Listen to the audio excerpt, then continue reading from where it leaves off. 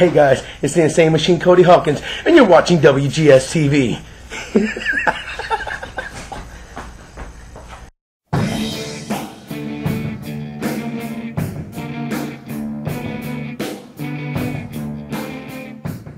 Hello everyone, welcome to another installment of WGS-TV right here on YouTube.com/WrestleGamer and ZFXTV. I'm WB Billy Boudreaux, being joined by the illuminous one, the Shining Star Rick Starr. Rick, how you doing? I'm doing great, and how are you doing today, Billy? Doing just fine here. Well, we're going to be talking about the initial broadcast of WWE's Main Event that debuted tonight on Ion Television. It's going to be a brand new weekly spot by the WWE on Ion programming. Now, the way they open up the show, because to my knowledge, there's been no WWE programming before on Ion Television, so I think it would kind of make sense for those people who are fans of the programming on Ion Television but have never really seen too much of WWE's programming before to kind of get a little build, a little clip montage, introduction, as it were, to the big main event that's been built for this first episode of Main Event, which is CM Punk and Sheamus, and that's exactly what they did. I'm going to say some interesting clip montages for both guys. Like I said, for fans who aren't really familiar with them, I think that was a great way for WWE to kind of introduce CM Punk and Sheamus to those fans of Ion Television who have yet to see WWE programming. But let's go ahead and talk about this first match, which is supposed to be the main event. You notice I said that. It's CM Punk versus Sheamus. We were supposed to have this match back on Labor Day, for those of you who remember, and CM Punk ended up walking out and get Jack Swagger's replacement, and we haven't seen Jack Swagger since Labor Day. But this matchup was really, really good, pitting the WWE Champion versus the World Champion. Rick, what were some of your initial thoughts when you saw this match? Well, I'm gonna be honest with you. When I first came on, I grew up watching Saturday night's Main Event on NBC, and first off, the show itself was a full hour and a half long. It was almost pay-per-view quality. It was like, because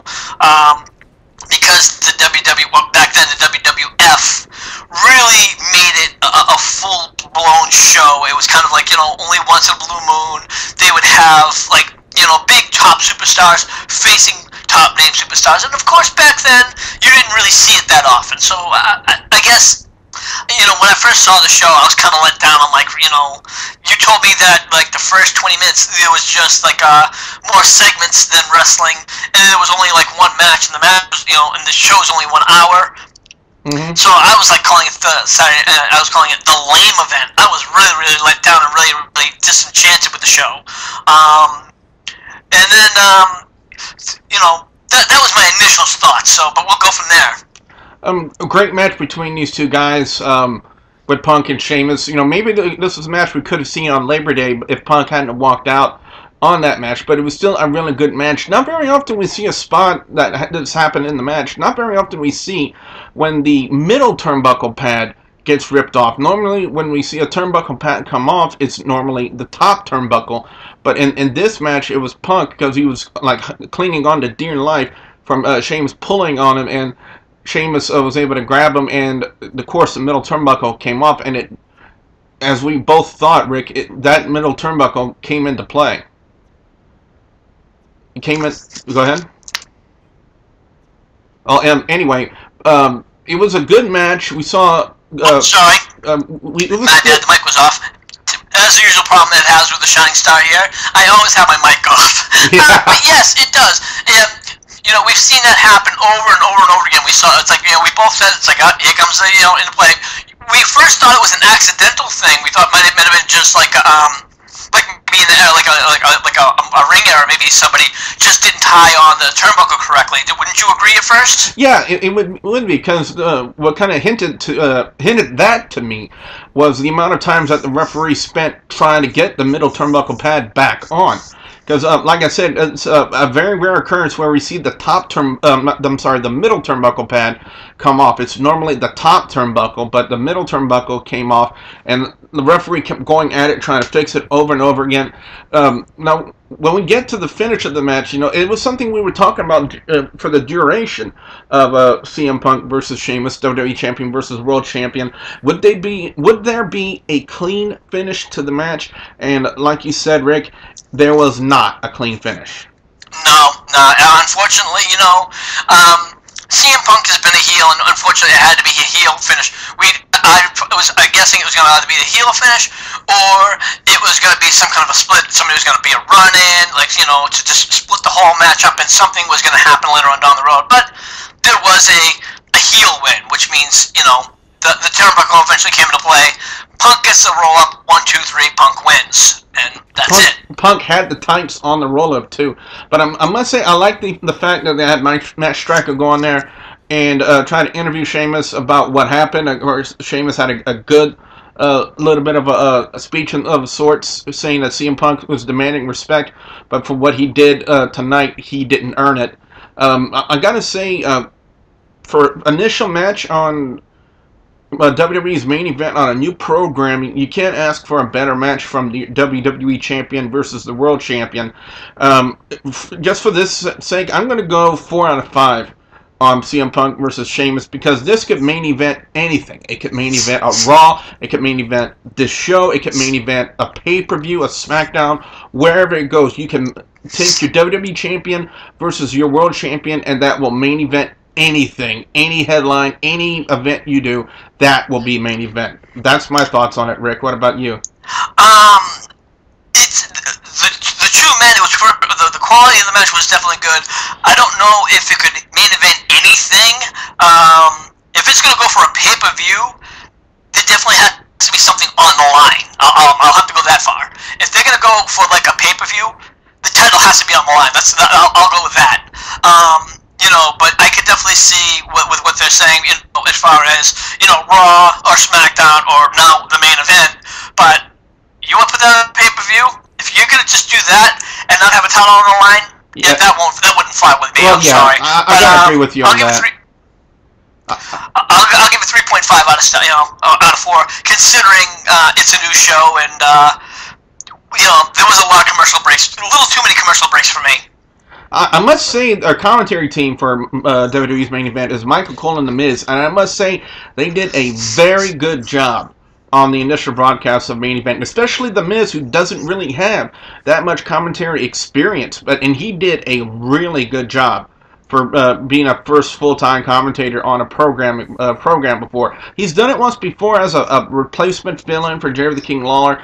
I remember it was like that episode where CM Punk attacked Jerry the King Lawler before the show had started, and they had The Miz come out to kind of fill in for the King. But as far as it was on Labor Day, if I remember that, because that's when The Miz was kind of calling out CM Punk, saying he wasn't a true champion. A true champion wouldn't walk out on a match. And that's when a lot of people are thinking, well, will this be a face turn for The Miz? But it hasn't gone that far yet. But still a very good job by the announce team. Next up, we have the tag team match, another first-round tag team match to determine new number 1 contenders. Santino Marella and Zack Ryder versus Justin Gabriel and Tyson Kidd. Now, Rick, on paper, this is basically 2 mid-carder teams at best. And we have to remind everybody, when they started this match, the CM Punk Sheamus match, it took a good, I want to say, 35, 40 minutes of the show? Yes, it did. So Absolutely. So this tag match was left with less than 10 minutes in the program to put on a match. And I must say, given the time restraint that they had in this match, when on paper it's basically 2 mid-carder teams at best, they did that match very, very well. For what they were given, for the fact that it's called the main event, and they are mid-cards, and they only had 10 minutes. I mean, it was a good match. It was not a bad match. But yeah, it was definitely a good match. I wouldn't give it a high-end ranking match, but it was definitely a good match. It's something that could have been put on Raw and SmackDown. It certainly should not have been the main event. It should have been put on before the Punk and Sheamus match, I think. That's just my personal opinion. I mean, I would have put the Punk and Sheamus match last. I mean, wouldn't you agree? Yeah, Being world champions. Yeah, I would have to agree because, you know, it would make more sense. Why not open up with your two mid-card teams at best and have them open the show and then finish the show with what was billed to be your main event, the WWE Champion versus the World Heavyweight Champion. Instead, we get the reverse of that, so I really don't understand WWE's thinking of kind of screwing that lineup up. But be that as it may, this was still a really nicely worked match between these four guys, Morella, Ryder, Justin Gabriel, and Tyson Kidd. I was really hoping for Kidd and Gabriel to get put over in this match because they did a lot of good stuff in that match. Tyson Kidd, he's got some wicked kicks. I gotta tell you, he knows how to make them sound like they hurt and look like they hurt, and he does a phenomenal job with that. We saw a lot of great stuff with Kidd and Gabriel. A lot of great double team moves. Not too much with Santino Marella and Zack Ryder, but for some reason they decided to put Marella and Ryder over on Tyson Kidd and Gabriel. I don't know if I agree with that, but there's only so much we can do by bitching about it here on the review. But, you know, be that as it may, I'm going to go 3.5 out of 5 just based on the fact is I wanted Kidd and Gabriel to go over rather than Marella and Ryder because it's kind of like a broken record. We keep saying the same thing over and over again. I'm pretty much just going to agree with what your segment is. I definitely would have liked Kidd and Gabriel to win. I think the only reason why they went with Ryder and Marella is for the simple fact that I think they're just going to have them to be the fall guys. I don't think they're going to make it all the way, so I think they said, hey, look, guys, why push you all the way just to have you falter at the end? So we'll just, save your win for another day.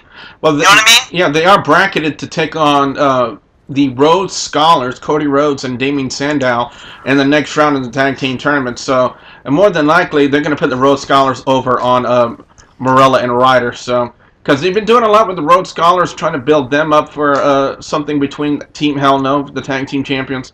We'll have to wait and see the way it pans out. The main event that has been billed for next week's show is going to be a rematch from Friday Night SmackDown, the Big Show, to take on Randy Orton. So that should be another big-time main event.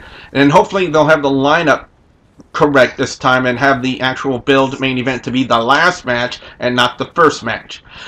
Initial thoughts on main event, my overall score and opinion on this debut of WWE's main event. My score, I'm gonna go 3.5 out of 5. The reason why I'm deducting half a point, even though we still had two really good matches, the lineup was all wrong.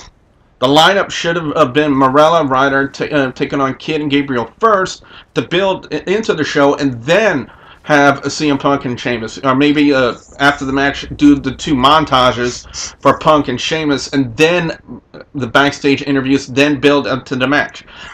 Take that time to start building into it. And what they did on this initial broadcast is they started the build right at the beginning of the show. So I don't really agree with it. So Rick, I'm just hoping that on next week's WWE main event they fix this issue. Yeah. I think so. I mean, I would like to see, like I said, more matches than more promos and more of their, like more segments and more of their, the WWE's, like selling points. You know what I mean? You know what I mean? But when I say selling points, when they're trying to do all the commercialized stuff, it's just, come on, they have Raw for that, they have, SmackDown for that, they have the pay-per-views for that. Give it a break. Can we just have one show where they're not overselling shit? It's just really, it's just way too much. Enough is enough. I would like to see really one good show where they're just having a great match with one good show with just all matches, and it's getting too much. I wouldn't give 3.5 out of stars. I'd give like maybe 2.75. I really, despite the two good matches, that's all I'm gonna give it. So what we want to know from you guys out there, the viewers and subscribers, your thoughts on the debut of WWE's main event on Ion Television tonight Be sure to put your comments in the comment section below. Don't forget to like and favorite this video. And don't forget to check out Rick Starr over on the Rick Starr Blog Splash on eWrestlingNews.com. Be sure you guys check him out over there. He's got a lot of great and interesting blogs for you guys to check out. Be sure you do that. And also don't forget to subscribe to YouTube.com/WrestleGamer and YouTube.com/ZepXTV Network. So for the Illuminous one, the Shining Star, Rick Starr, I'm Double B Billy Boudreaux, saying thank you very much for watching.